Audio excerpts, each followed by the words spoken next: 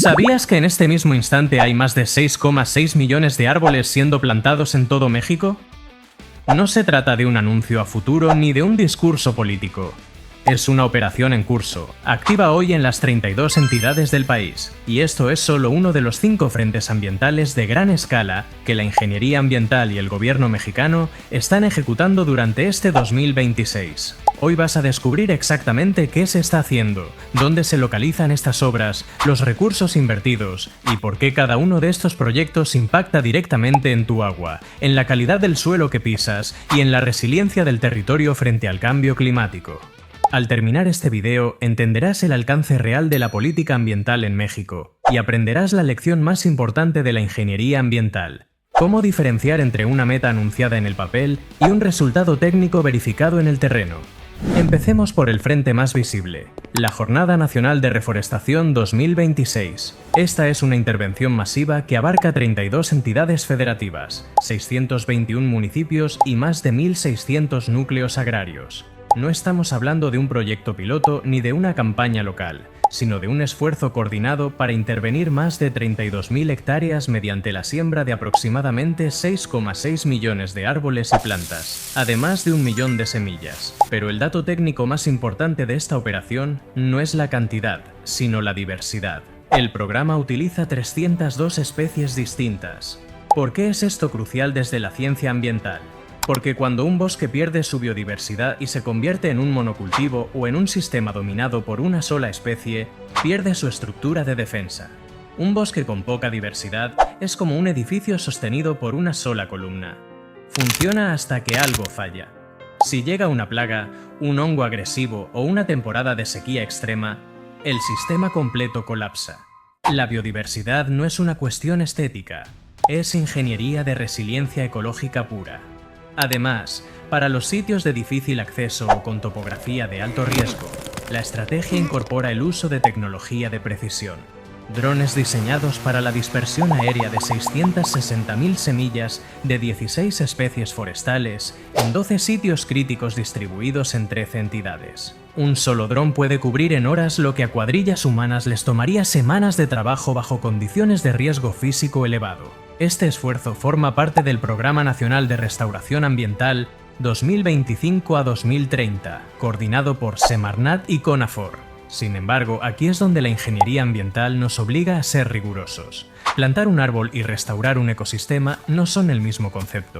Un árbol sembrado sin un plan de manejo posterior, sin control de especies invasoras y sin monitoreo hídrico, tiene una probabilidad de supervivencia inferior al 40%. Por eso, la restauración real no mide su éxito en la cantidad de brotes introducidos, sino en las hectáreas efectivamente recuperadas a largo plazo y en la regeneración medible de sus servicios ecosistémicos. Recarga de acuíferos, conservación del suelo y captura de carbono.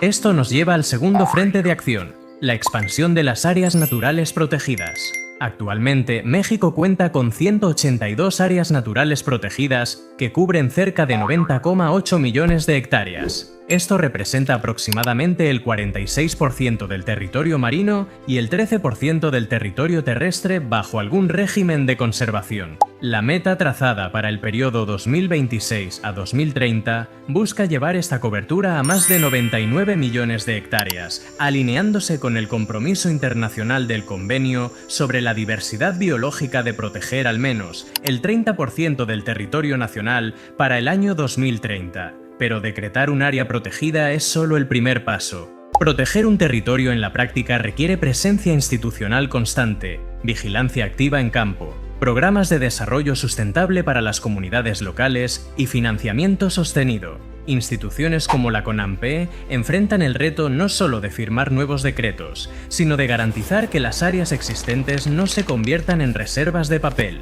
Los datos científicos demuestran que las áreas naturales protegidas con gestión y monitoreo real registran tasas de deforestación hasta un 50% menores que aquellas zonas vulnerables sin protección. En uno de los 17 países megadiverso del planeta, resguardar estos ecosistemas es una estrategia prioritaria de seguridad nacional. Si te interesa entender cómo la ciencia y la ingeniería analizan el futuro ambiental de nuestra región, dale me gusta a este video y suscríbete a SK Green Core para no perderte los próximos análisis técnicos. Pasemos ahora al tercer frente, el que afecta de forma más directa e inmediata tu vida cotidiana, la infraestructura hídrica.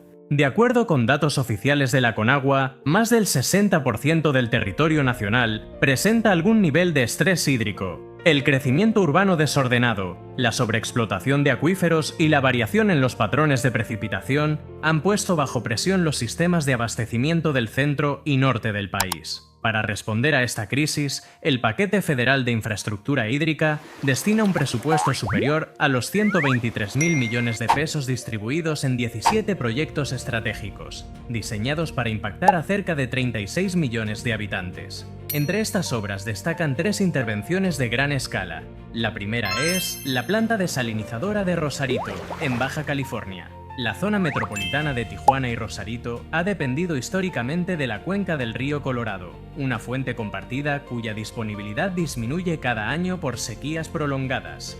La desalinización de agua de mar mediante procesos de ósmosis inversa representa la alternativa tecnológica más viable para esta región costera.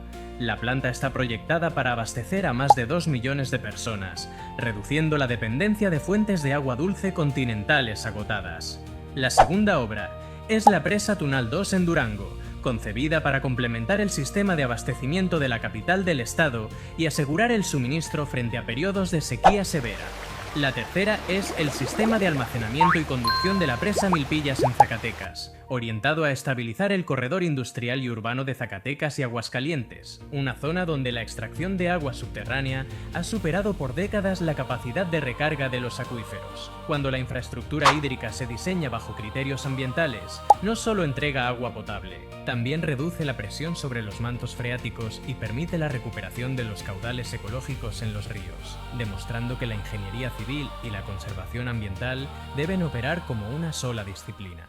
El cuarto frente de acción es uno de los más críticos para la salud pública, aunque suele recibir menos atención mediática: el Programa Nacional de Remediación de Sitios Contaminados. Décadas de actividad industrial minera y petrolera han dejado en el país cientos de pasivos ambientales. Terrenos e instalaciones abandonadas, con altas concentraciones de hidrocarburos, metales pesados como plomo, mercurio y arsénico, o metaloides tóxicos. Muchos de estos sitios se encuentran cerca de zonas pobladas o sobre acuíferos que abastecen de agua a comunidades enteras. Los contaminantes en el suelo no desaparecen con el tiempo. Por el contrario, a través del proceso de lixiviación, las lluvias arrastran las sustancias tóxicas hacia las capas profundas del terreno hasta alcanzar las aguas subterráneas.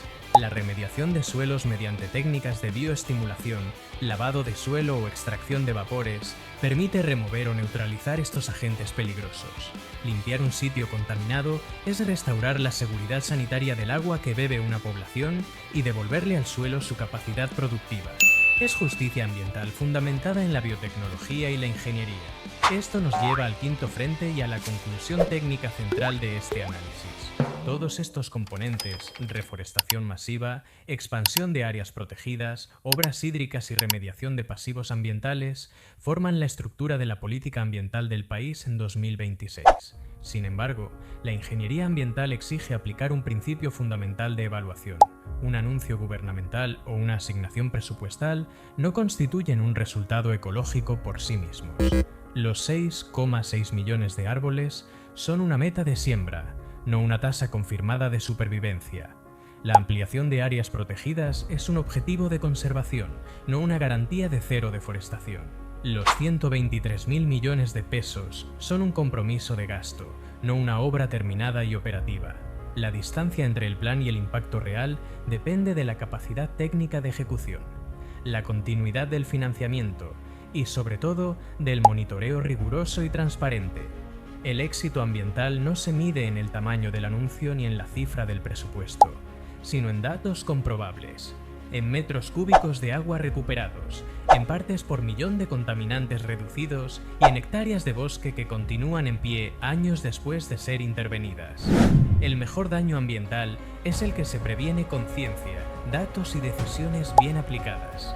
Exigir que cada proyecto cumpla con los estándares técnicos prometidos es el derecho y la responsabilidad de todos.